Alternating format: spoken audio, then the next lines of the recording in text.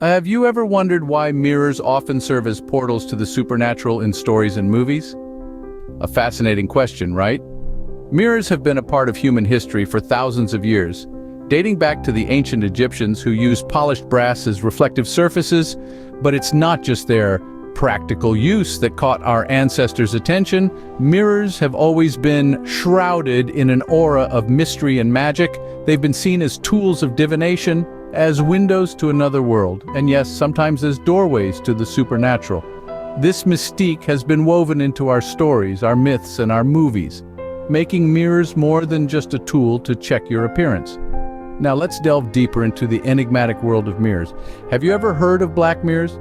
They're not your everyday bathroom mirrors, but rather a tool used for an ancient practice known as scrying. Scrying, you ask?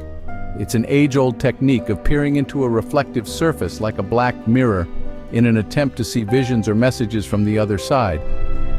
In certain cultures, mirrors, especially black ones, were believed to be portals to the spirit world. They were used by seers and prophets to catch glimpses of the future or communicate with the departed. Spooky, isn't it? But it's not all about foretelling doom or speaking to spirits. Mirrors have their place in many religious and cultural practices too. For instance, in some traditions, when a person passes away, the mirrors in the home are covered with sheets. Why, you wonder? It was believed that mirrors could trap the soul of the deceased, preventing them from moving on to the afterlife. It was also thought that mirrors could attract unwanted spirits into the home. From divination to communication with the other side, mirrors have always been more than just a reflection. They've been a source of fear, a tool for insight, and a gateway to the unknown. As we journey further into the world of supernatural mirrors, remember this. Sometimes, the most ordinary things can hold the most extraordinary secrets.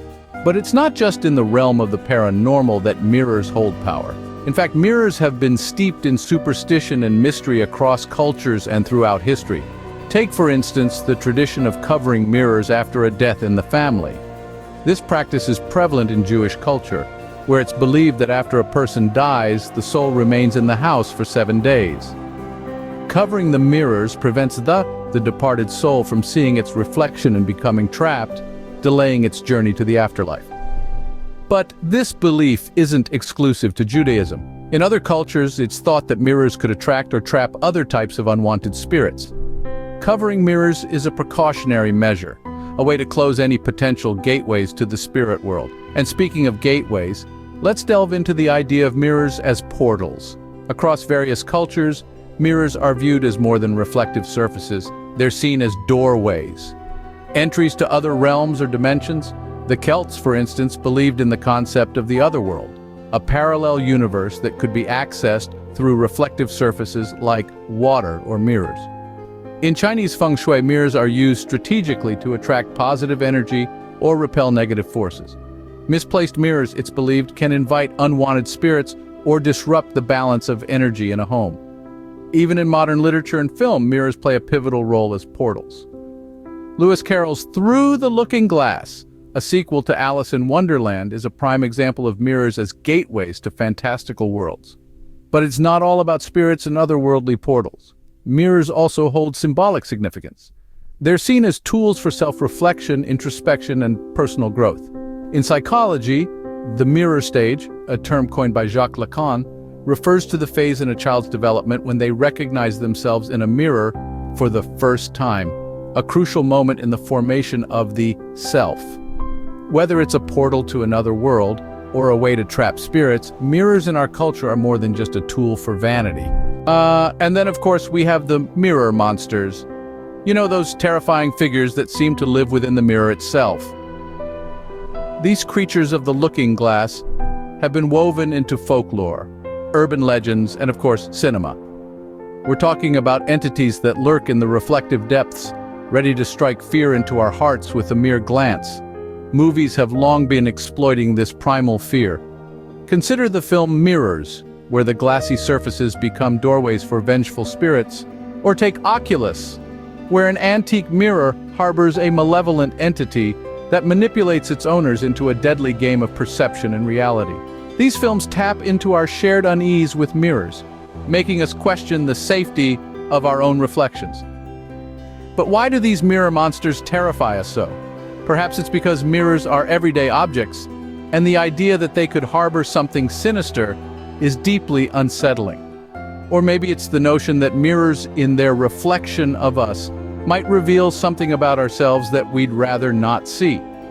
These films and the legends they draw from often use the mirror as a symbol of duality.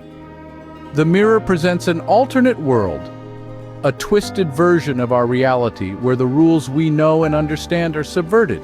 It's in this mirrored world that the monsters dwell, waiting for an opportune moment to cross over into our reality. And let's not forget the thrill of a good scare. The concept of mirror monsters provides ample opportunity for jump scares and creepy visuals.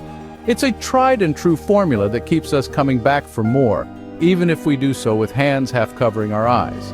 So, next time you catch your reflection in a mirror, take a moment to consider what might be lurking just out of sight. Remember, in the world of cinema and folklore, mirrors aren't just tools for vanity, they're portals to a realm of horrors. These flicks remind us that our reflections can sometimes be more than meets the eye. So the next time you're alone with a mirror, remember to tread lightly. You never know who or what might be watching from the other side. But let's not forget the classics, Candyman and Bloody Mary. Now there are two names that are bound to give you chills. Both are famous mirror monsters, with origins deeply rooted in folklore. Candyman, for instance, was born out of the urban legends that circulated around Chicago's Cabrini Green housing projects in the 1970s. The story goes that a man with a hook for a hand, called Candyman, would appear if you dared to say his name 5 times while looking into a mirror. Quite the party trick, if you ask me. This horror story was so captivating that it eventually spawned a successful movie franchise. But what does Candyman represent? A cautionary tale about diabetes? Well, some argue that he's a symbol of the fears and anxieties that pervade impoverished communities. Others see him as a chilling reminder of racial violence, given his backstory as a son of a slave who was brutally murdered for his interracial love affair. On the other hand, we have Bloody Mary, who is probably the most recognized mirror monster worldwide. Her legend varies from culture to culture. Some say she's a witch, others a ghost, and still others claim she's a vengeful queen. If you dare to chant her name 3 times in front of a mirror, she is said to possibly appear with consequences that range from mildly terrifying to downright deadly. She's often seen with a cocktail of the same name, but seriously, she has been seen as a representation of female power and rage, a supernatural embodiment of the silenced voices of women throughout history. Both Candyman and Bloody Mary serve as stark reminders of the fears and anxieties that are so deeply ingrained in our societies. They're cultural reflections of our collective nightmares, given form in the eerily reflective surfaces of mirrors. So, next time you're alone in the bathroom, think twice before you call out their names. You might just find yourself face to face with a mirror monster with nothing but a toothbrush to defend yourself. And then, there's Mirror Wanda, a lesser-known but equally chilling mirror monster.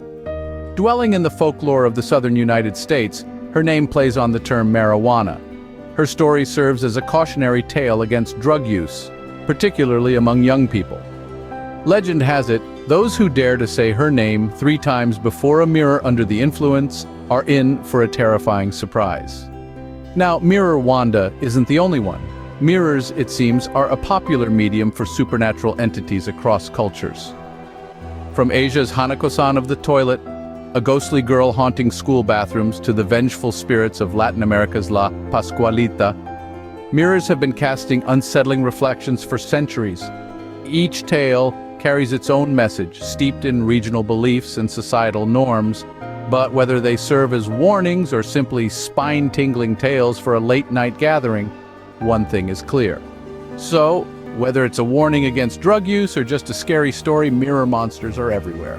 So, how do we navigate this world filled with mirror monsters and supernatural reflections, you might ask? Well, it's simpler than you think. First off, forget about that morning routine of checking yourself out in the mirror. Who needs it? Instead, find yourself a brutally honest friend or even an enemy. They'll be more than happy to tell you if you've got spinach in your teeth or if your hair's sticking up like a porcupine.